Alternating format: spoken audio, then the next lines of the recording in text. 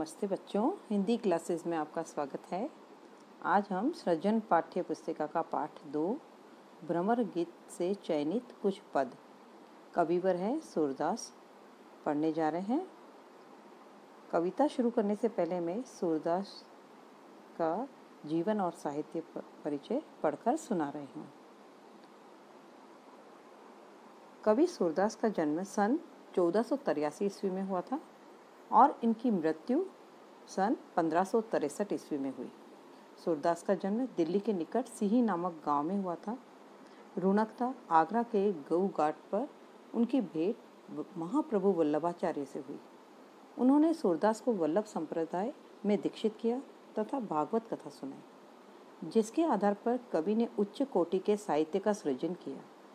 सूरदास ने ब्रज भाषा में श्री कृष्ण की लीलाओं का सुंदर चित्रण किया है। वे भक्ति, श्रृंगार एवं वात्सल्य के अनुपम कवि हैं। सूरदास की प्रमुख रचनाएं 3 मानी जाती है: सूरसागर, सूरसारावली, साहित्य लहरी। इनमें से सूरसागर इनकी अक्षय कीर्ति का आधार ग्रंथ है। सूरदास अष्टछाप के शीर्ष कवि हैं।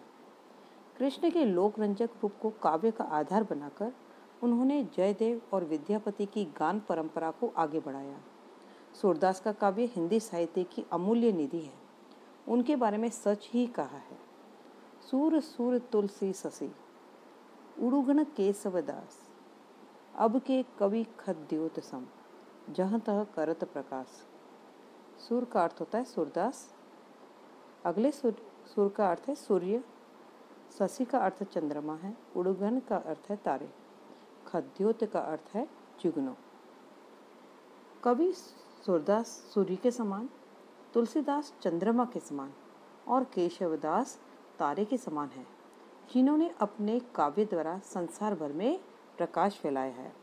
अब के कवि खद्योत सम, जहत करत प्रकाश, जबकि आजकल के कवि जुगनू की तरह यहाँ वहाँ ही प्रकाश कर रहे हैं।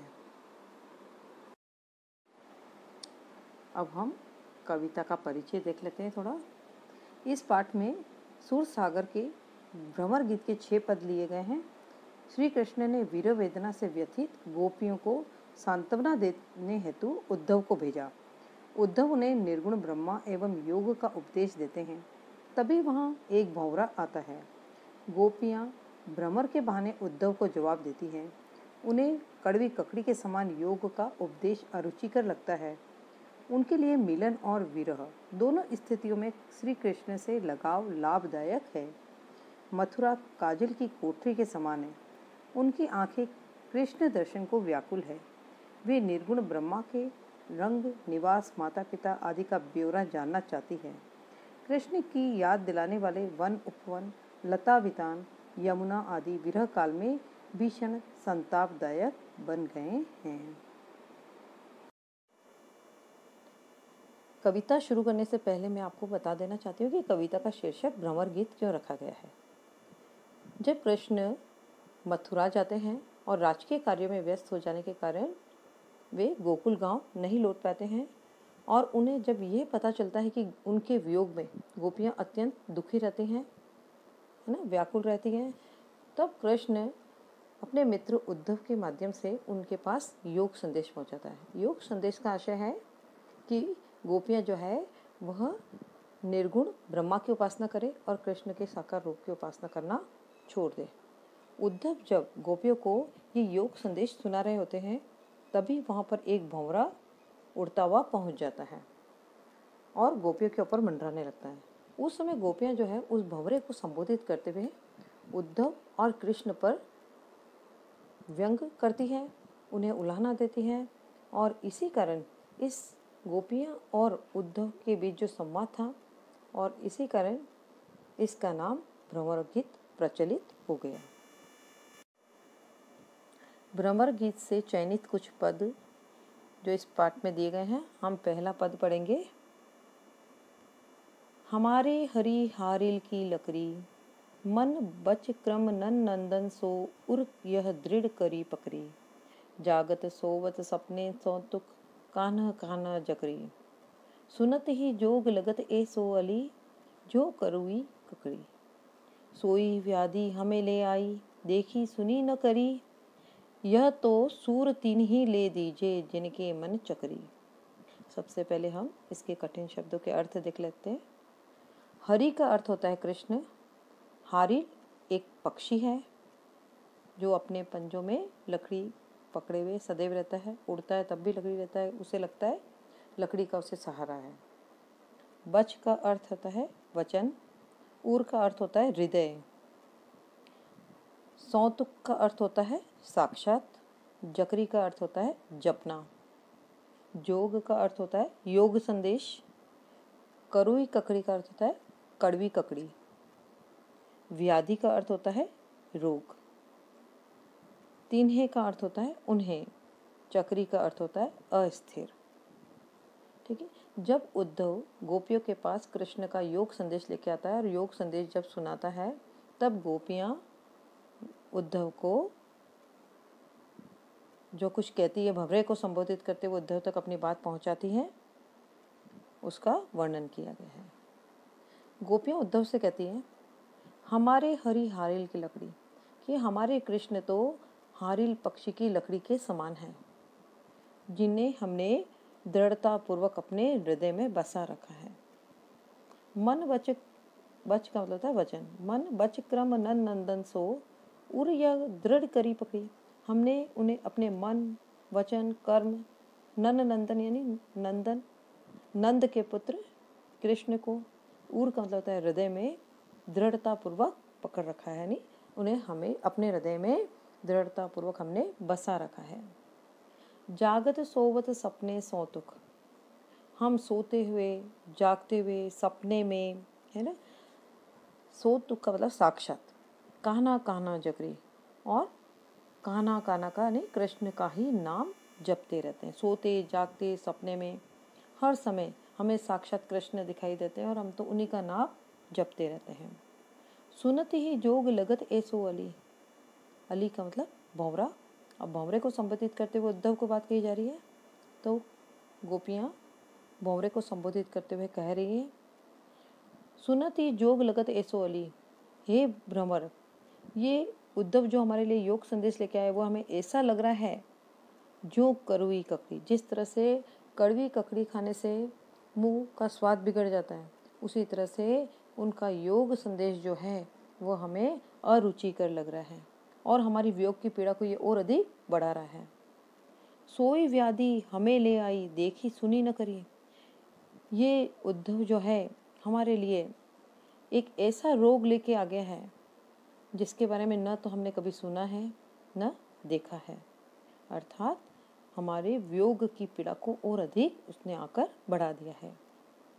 यह तो सूर तीन्हे ले दीजिए जिनके मन चक्री। यहाँ सूरदास कवि गोपियों के माध्यम से कह रहे हैं कि गोपियाँ कहती है कि ये संदेश तो तुम, योग संदेश तो तुम उसे जाकर सुनाओ जिनका मन अस्थिर रहता है, अलग अलग ईश्वर की उपासना में लगा रहता है।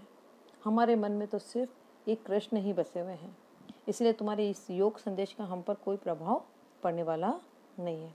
तुम ये योग संदेश उन लोगों को जाकर सुनाओ जिनका मन चक्री के समान चंचल है, अस्थिर है। ठीक है। इसमें अलंकार देख लेते हैं। तुकांत वाले स्वर पूरी कवि इसमें देखो आप, हर पंक्ति में तुकांत वाले स्वर समान है। लकड़ी पकड़ी जकरी ककरी करी चक्री, इसलिए अनुप्रास अलंकार है। कई जगह पर वर्णों की आवृत्ति भी हो रही है। देखो, एक ही वर्ण की आवृत्ति कई बार हो रही है।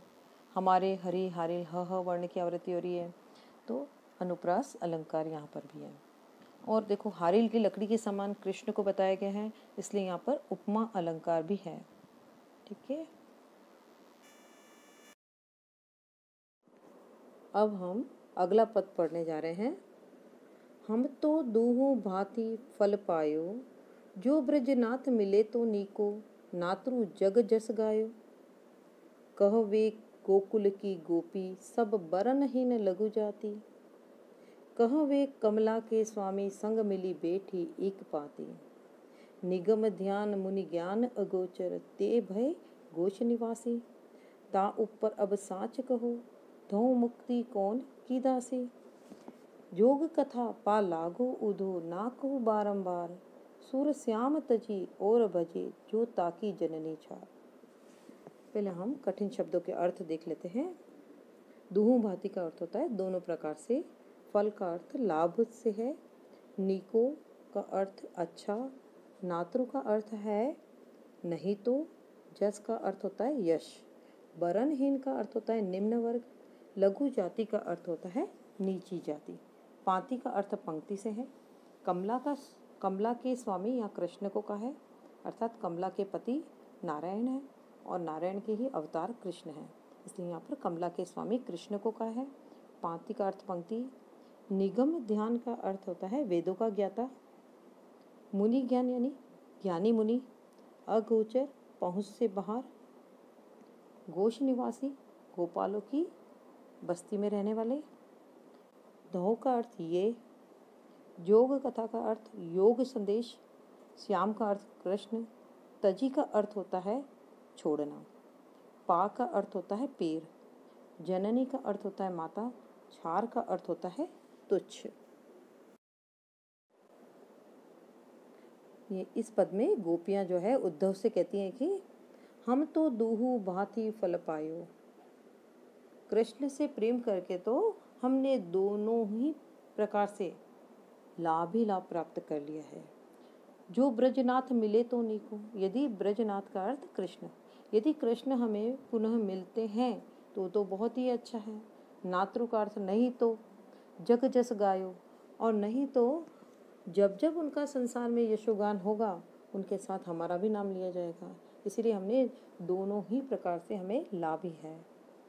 कह वे गोकुल की गोपी सब बरन ही न लगी जाती। और वे गोपियाँ कहती है कहाँ हम गोकुल गांव की गोपियाँ जो निम्न वर्ग की हैं, नीची जाति की हैं, और कहाँ वे कमला के स्वामी, और कहाँ वे कमला के स्वामी हैं, लक्ष्मी पति हैं। कृष्ण के लिए आ रहा है ना। संग मिली बैठी एक पाती। और गोकुल गांव में कृष्ण जो है हमारे साथ रहे थे, एक पंक्ति में उनके साथ बैठने का हमको सुअवसर मिला था, हमारे लिए तो यही पर्याप्त है। निगम ध्यान मुनि ज्ञान अगोचर। निगम ध्यान का अर्थ मैंने आपको बताया वेदों का ज्ञाता, और मुनि ज्ञान यानी ज्ञानी मुनि, मतलब कई वेदों के ज्ञाता और ज्ञानी मुनि लोग भी जो कृष्ण को नहीं पा सके, उनकी पहुँच से बाहर रहे। ते भय गोश निवासी। वे कृष्ण जो है गोपालों की बस्ती में हमारे साथ रहे हैं, यही हमारे लिए सौभाग्य की बात है। ता ऊपर अब साच कहो। अब गोपियाँ उद्धव से कहती है कि अब तुम हमें सच सच कहना। धो मुक्ति कौन की दासी। ये मुक्ति कौन से या किसकी दासी है, ये तब कहती है गोपियाँ जब उद्धव जो है गोपियों के पास योग संदेश लेकर आता है और उन्हें कहता है कि तुम निर्गुण ब्रह्मा की उपासना करो, उसी से तुम्हारी मुक्ति संभव है। तब गोपियाँ उद्धव से कहती है कि जिस मुक्ति की तुम बात कर रहे हो ना, पहले ये तो बता दो कि ये मुक्ति किसकी दासी है। अर्थात वे कहना चाहती है कि कृष्ण के बिना तो हमारी मुक्ति असंभव है। जोग कथा पा लागो उधो ना कहूँ बारंबार। पा का अर्थ पैर। अब गोपियाँ उद्धव से कह रही हैं कि हे उद्धव, हम तुम्हारे पैर पड़ते हैं, ये योग संदेश जो है तुम बार बार हमारे सामने मत सुनाओ। तुम ऐसा करके तो हमारी योग की पीड़ा को और अधिक बढ़ा रहे हो, इसलिए योग संदेश जो है हमें बार बार मत सुनाओ। सूर श्याम तजी और भजे जो ताकि जननी छार।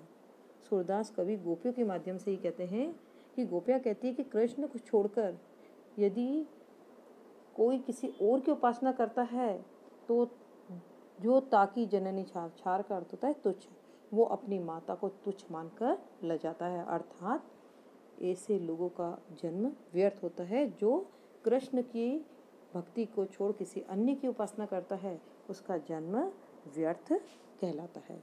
हम देख लेते हैं इसमें अलंकार। सबसे पहले तो हर पंक्तियों के अंत में तुकांत वाले स्वर समाने, है ना। पायो गायो, लघु जाति पाती, गोश निवासी दासी, दो दो पंक्तियों में तुकांत वाले स्वर समान है ना। इसलिए यहाँ पर अनुप्रास है। वर्णों की आवृत्ति भी हो रही है, जैसे जग जस गायो, ज वर्ण की आवृत्ति हो रही है, एक ही वर्ण की आवृत्ति हो रही है, तो यहाँ पर अनुप्रास अलंकार है। एक जगह पर प्रश्न अलंकार भी है। मुक्ति कौन की दासी, यहाँ प्रश्न अलंकार है। अब हम अगला पद पढ़ेंगे। बिलक जनी मानहु ऊधो प्यारे, व मथुरा काजर की कोटरी, जे आवहिम ते कारे, तुम कारे सुफलक सुत कारे, कारे मधुप भंवारे, तिनके संग अधिक छवि उपजत, कमल नैन मने आरे, मानहु नील माट ते काड़े, ले जमुना जाय पखारे, तागुन श्याम भई कालिंदी, सुर श्याम गुण न्यारे। पहले हम इसके कठिन शब्दों के अर्थ देख लेते हैं।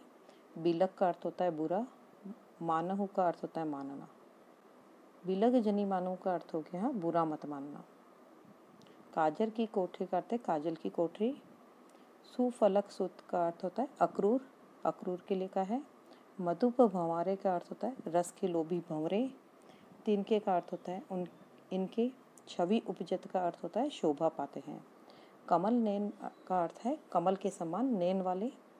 मणियारे का अर्थ होता है मणि जैसी कांति वाले। नील माट का अर्थ होता है नीले रंग से भरा पात्र। पखारे का अर्थ होता है धोना। श्याम का अर्थ होता है सांवला। कालिंदी का अर्थ होता है यमुना। और अगले श्याम का अर्थ है कृष्ण के लिए आया है। इस पद में गोपियां जो है उद्धव पर मधुर व्यंग करते हुए कहती हैं, बिलक जनी मानहु उद्धव प्यारे। हे प्यारे उद्धव, अब जो हम तुम्हें कहने जा रहे हैं उन बातों का तो बुरा मत मानना। वह मथुरा काजर की कोठरी, जे आवहिम ते कारे, कि हमें तो ऐसा लगता है कि वह मथुरा जो है काजल की कोठरी के समान है। अर्थात मथुरा नगरी तो काजल की कोठरी के समान है, जो भी वहां से आता है वह काला होता है। काजल की कोठरी का अर्थ यहाँ पर कलंकित करने वाला स्थान भी कह सकते हैं। तुम कारे, तुम भी काले हो। सुफलक सुत, अर्थात अक्रूर जो गोकुल से बलराम और कृष्ण को मथुरा लेकर गए थे, वे अक्रूर भी काले। कारे मधुप भंवरे, और वहाँ से आई ये भंवरे भी, रस के लोभी भंवरे भी काले। तिनके संग अधिक छवि उपजत, तिनके का अर्थ होता है इनके। अब यहाँ पर कृष्ण पर व्यंग करते हुए गोपियाँ कहती है कि तिनके संग अधिक छवि उपजत, कमल नैन मणि हारे, कमल के समान नैन वाले, मणि जैसी कांति वाले कृष्ण जो है वह इन कालों के बीच में ही शोभा पाते हैं। मानहु नील माट ते काड़े, ले जमुना जाए पखारे, पखारे का अर्थ धोना। मानो ऐसा लगता है, गोपिया कहती है कि मानो ऐसा, मानो का अर्थ मानना, मानो ऐसा लगता है जैसे नील माट ते काड़े, अर्थात नीले रंग से भरे मिट्टी के पात्र में इनको पहले डुबाया है और जमुना में जाकर इनको धो दिया है। तागुण श्याम भई कालिंदी, और इसी कारण यमुना नदी का जल भी श्याम यानी सांवला हो गया है। सूर श्याम गुण न्यारे, सूरदास कवि गोपियों के माध्यम से कहते हैं कि गोपियाँ कहती है कि श्याम यानी कृष्ण, कृष्ण के तो गुण बड़े अनोखे हैं, कहाँ तक उनके गुणों का हम वर्णन करें। यहाँ पर हम अलंकार देख लेते हैं। काजर की कोठरी, यहाँ पर दो अर्थ निकल रहे हैं, काजल की कोठरी से भी और कलंकित करने वाले स्थान से भी यहाँ पर श्लेष अलंकार है। कमल नैन, अर्थात कमल के समान नैन वाले कृष्ण के लिए आया है। यहाँ पर समान गुण से कमल के समान नैन वाले बताया है, इसलिए यहाँ पर उपमा अलंकार है। फिर अनुप्रास अलंकार है, क्योंकि तुकांत वाले स्वर समान हैं, एक ही वर्ण की आवृत्ति भी बार बार हो रही है। फिर अंतिम पंक्ति में हम देखेंगे श्याम, श्याम शब्द दो बार हो रहा है। पहले श्याम का अर्थ सांवले से है और दूसरे श्याम का अर्थ कृष्ण से है, इसलिए यहाँ पर यमक अलंकार भी है। मानहु नील माट ते काड़े, मानहु शब्द आया यहाँ पर उत्प्रेक्षा अलंकार भी है, क्योंकि यहाँ पर ऐसा माना गया है, इसलिए यहाँ पर उत्प्रेक्षा अलंकार भी है।